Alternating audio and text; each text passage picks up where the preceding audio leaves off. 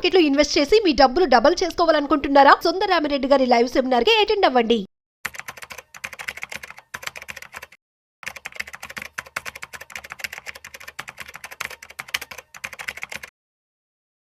నమస్తే, నేను జీవసత్యనారాయణ.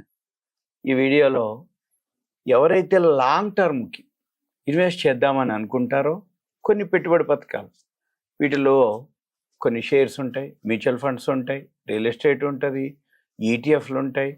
అలా కొన్ని ఏవైతే ఉన్నాయో అవన్నీ మీకు ఒక అవేర్నెస్, ఎడ్యుకేషన్, ఇన్ఫర్మేషన్. దయచేసి కాల్ చేయవద్దు. మీ దగ్గర ఏమైనా ఫండ్స్ ఉంటే దీంట్లో చాలా ఉంటాయి, రకాలు ఉంటాయి, కొన్ని చెప్తాను. అయితే ఫస్ట్ ఎప్పుడైనా కానీ దీర్ఘకాలిక పెట్టుబడుల మీదనే మనం ప్లాన్ చేయాలి. ఈ దీర్ఘకాలిక పెట్టుబడులు ఏంటంటే చిన్నప్పటి నుంచి కానీ లేకపోతే జాబ్లో జాయిన్ అయిన దగ్గర నుంచి కానీ సేవింగ్స్ ఏదైతే ఉన్నాయో అక్కడి నుంచే, అంటే ఒక 20 ఏళ్ళు, 25 ఏళ్ళు, 15 ఏళ్ళు మన పిల్లల ఫ్యూచర్ కోసం కానీ మన రిటైర్మెంట్ ఏజ్కి అవసరాలకు కానీ అవన్నీ అన్నమాట. వాటిల్లో ఏవైతే ఉందో వాటి కోసానికి సంబంధించిన ఏవైతే ఉన్నాయో కొన్ని మనం ఇప్పుడు డిస్కస్ చేస్తాం. ఫస్ట్ ఎస్ఐపి అని ఉంటుంది, సిస్టమేటిక్ ఇన్వెస్ట్మెంట్ ప్లాన్. ఇవి మ్యూచువల్ ఫండ్స్లో ఉంటాయి. ఈ మ్యూచువల్ ఫండ్స్ ఏవైతే ఉన్నాయో 10 ఏళ్ళు పైన, 10 ఏళ్ళు కానీ, అంటే ఎప్పుడైతే ఈ మ్యూచువల్ ఫండ్స్ ఉన్నాయో అవన్నీ కూడా 5 స్టార్ రేటింగ్ చూసుకోవాలి మనం. ఈ 5 స్టార్ రేటింగ్ ఏవైతే మ్యూచువల్ ఫండ్స్ ఉంటాయో ఈ 5 స్టార్ రేటింగులో మళ్ళీ 5 స్టార్ రేటింగ్ ఇచ్చే ఆర్గనైజేషన్లు ఉంటాయి. క్రిసిల్, ఇక్రా, కేర్, ఫిచ్, బ్రిక్ వర్క్ అని అవి రేటింగ్ ఇవ్వటం జరుగుతుంది. ఈ 5 స్టారు ఓకే, 4 స్టారు కొంచెం, 3 స్టారు యావరేజ్, 3 అనేది 3 star average, 4 star above average, 5 star good, 2 star వచ్చి బిలో యావరేజ్, సింగిల్ స్టార్ వచ్చి పూర్. మనం ఏం చేయాలి? మనీ కంట్రోల్ వెబ్సైట్కి వెళ్తే అక్కడ ఎంఎఫ్ అని ఉంటుంది, మ్యూచువల్ ఫండ్స్. ఒక మనీ కంట్రోలే కాదు, చాలా వెబ్సైట్లలో మనకి ఉంటాయి అన్నమాట. మన పని ఏంటిది? ఏ మ్యూచువల్ ఫండు 5 స్టార్ రేటింగ్ ఉంది, అది ఒక 10-12 ఏళ్ల నుంచి 10 ఏళ్ల పైన ఎంత సిఏజిఆర్ ఎంత రిటర్న్స్ ఇస్తుందనేది చూడాలి. అదేంటిదంటే వాల్యూ ఉన్నటువంటి స్టాక్స్ కొని పెడుతుంటుంది. ఒక సంవత్సరం కాకపోయినా, ఒకసారి కాకపోయినా, ఎప్పుడో ఒకసారి యావరేజ్న అది పెరగటం అనేది జరుగుతుంది. ఇది అన్నమాట. అయితే మనము ఎవరైతే రిస్క్ చూసుకోవడానికి అక్కడ ఉంటుంది, రిస్క్లో మళ్ళీ 4 రకాలు ఉంటుంది. నో రిస్క్, నో రిటర్న్స్, లో రిస్క్, లో returns, medium risk, medium returns, high risk, high returns. మనం చూసుకోవాలి, అక్కడ రిస్క్ అని ఉంటుంది, చూసుకోవాలి. తర్వాత ఆర్ఈఐటిఎస్ అని ఉంటుంది. ఈ ఆర్ఈఐటిఎస్ ఏంటంటే real estate investment trust, real estate investment trust.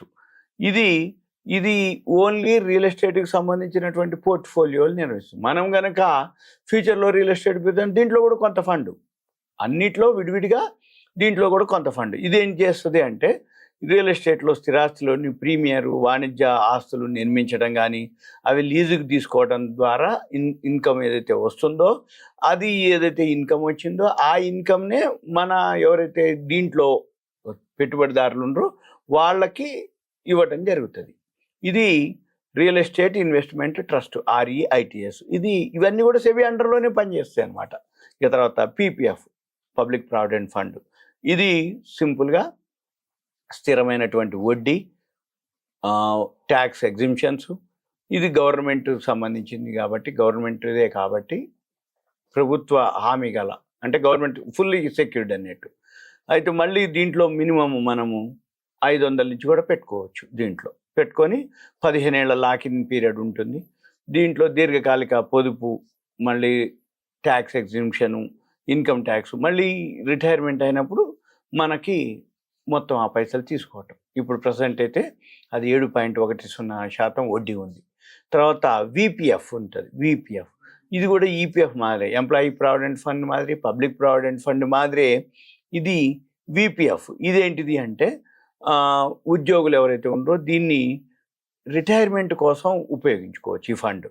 అయితే ఎవరైతే ఉద్యోగి ఉండో ఆయన జీతం బేసిక్ ప్లస్ డిఏలో 100% వరకు కూడా ఇందులో ఇన్వెస్ట్ చేయొచ్చు. ఇది సింపుల్గా, ఇది కూడా ఫిక్స్డ్ బ్యాంక్ వడ్డీ మాదిరి స్థిరమైన వడ్డీ రేటు, ట్యాక్స్ ఎగ్జిమ్షన్స్ ఇస్తుంది. ఇప్పుడు ఇది 8.25% ఉంది దీని వడ్డీ. తర్వాత ఎన్పిఎస్, ఈ ఎన్పిఎస్ ఏదైతే ఉందో మనంతట మనము స్వచ్ఛంద పదవి విరమణ పొదుపు పథకం, అంటే మనంతట మనమే సేవింగ్ చేసి మనం రిటైర్మెంట్ అన్నమాట, నేషనల్ పెన్షన్ స్కీమ్ అంటారు దీన్ని. అయితే ఇది కూడా పెట్టుబడిపై ట్యాక్స్ ఎగ్జామ్షన్ ఇస్తుంది. దీర్ఘకాలిక సంపద కోసం ఈక్విటీ మార్కెట్లు, డెట్ మార్కెట్లు, ప్రభుత్వ సెక్యూరిటీస్ పెట్టుబడులు ఉంటాయి. అలానే మనము ఈ ఎన్పిఎస్ ఏదైతే ఉందో 60 ఏళ్ళ వచ్చేంత వరకు కూడా మనము పెట్టుబడి పెట్టుకొని లాకిన్ ఉంటుంది. అప్పటి వరకు లాక్ చేసుకోవటం. తర్వాత ఒకవేళ అత్యవసర పరిస్థితి వస్తే తీసుకోవడానికి అవకాశం ఉంటుంది. అయితే ఇది కూడా ఇంట్రెస్ట్ యాన్యువల్ ఇన్కమ్ సిఏజిఆర్ అంటాం, 8 నుంచి 10% వరకు వస్తుంది. తర్వాత సుకన్య సమృద్ధి యోజన అని ఉంది. ఇది ఓన్లీ ఆడపిల్లల కోసం ఏర్పడ్డది. చిన్నపిల్లలు, ఆడపిల్లలు ఎవరైతే ఉంటారో వాళ్ళు ఎడ్యుకేషన్కి అనుకోండి, మ్యారేజ్ పర్పస్ అనుకోండి, ఎడ్యుకేషన్ అయిపోయినాక మ్యారేజ్ కోసం, మ్యారేజ్కి ఏదైతే ఉందో ప్లానింగ్ అనమాట. అంటే అప్పుడు కావాల్సిన ఖర్చుల కోసం లాంగ్ టర్మ్, అంటే చిన్నప్పటి నుంచి పొదుపు చేస్తూ ఉన్నటువంటిది. ఇది ఇప్పుడు ప్రస్తుతం వడ్డీ రేటు 8.2% ఉంది. ఇక దీని తర్వాత బంగారం. ఈ బంగారం ఏదైతే ఉందో ద్రవ్యోల్బణ రేటు, అంటే ఇన్ఫ్లేషన్ తోటి కంటే కూడా ఎక్కువ వస్తుందండి దీంట్లో.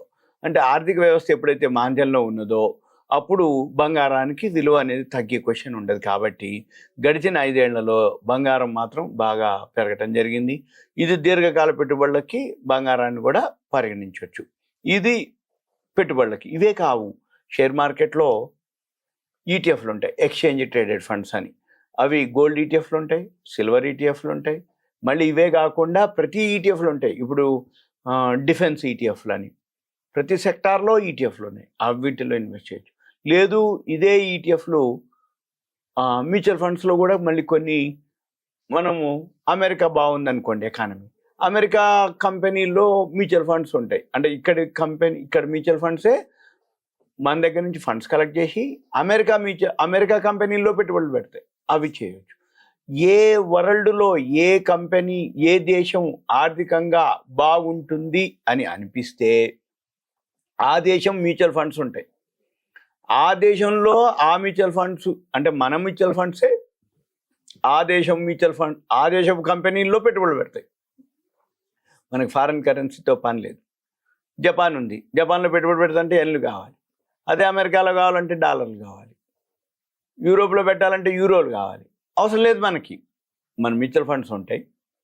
మనకి ప్రపంచంలో ఏ దేశం బాగుంటుంది అని మీరు అనిపిస్తే ఆ దేశం యొక్క ఆ కంపెనీల్లో పెట్టుబడి పెట్టేటటువంటి మన దేశపు మ్యూచువల్ ఫండ్స్లో మనం గనక తీసుకుంటే మన కంపెనీలు, మన మ్యూచువల్ ఫండ్స్ అక్కడ దేశాల్లో పెడతారు. అది చూసుకోవచ్చు మనం. అది మీకు, ఇవన్నీ మీకు అవేర్నెస్ ఎడ్యుకేషన్ మాత్రమే. మీకు ఒకవేళ ఇటువంటి వాటి మీద ఏదైనా సందేహాలు కానీ ఏదైనా డౌట్స్ కానీ ఉంటే క్లారిఫికేషన్కి దయచేసి కాల్ చేయండి. మీ పేరు, ఏరియా, వాట్సాప్ మెసేజ్ పెట్టి కంటెంట్ మెసేజ్ పెడితే మనం తర్వాత డిస్కస్ చేసి, ఒకవేళ వీలైతే పర్సనల్ కలిసి మనం ఎలా అనేది ప్లాన్ చేయొచ్చు. చేస్తే దాన్ని బట్టి డెసిషన్ మనం తర్వాత తీసుకోవాలి. ఇదంతా మీకు అంటే దీర్ఘకాల పెట్టుబడి కోసానికి కొన్ని పథకాలు అన్నమాట. మళ్ళీ share market okay, commodities market okay, gold, silver, aluminium, zinc, lead, nickel, copper, crude oil, natural gas అది ఓకే. ఎన్సిడిఎక్స్ అగ్రికల్చర్ మార్కెట్, చనా, మిర్చి, యాలకులు, ధనియాలు, పసుపు, పత్తి, గోధుమలు, ఆలుగడ్డలు, జీలకర్ర, ధనియాలు, యాలకులు, ఇవన్నీ మళ్ళీ అది వేరే. మళ్ళీ కరెన్సీ డాలర్లు, యూరోలు, పౌండ్లు, యెన్లు, ఇది okay. Equity market okay, F&O market, options market, ఇవన్నీ కూడా మనము ఇన్వెస్ట్ చేయడానికి చాలా చాలా సాధనాలు అన్నమాట. అయితే సేఫ్గా ఉండాలి అంటే ఈ కొన్ని ఉన్నాయి. రిస్క్ తీసుకునే వాళ్ళు, ఇక దాని మీద అవగాహన ఉన్న వాళ్ళు చేయటం అనేది ఒక పద్ధతి. ఓకే, ఇదంతా అవేర్నెస్. ఓకే, థ్యాంక్ యూ, సెలవు.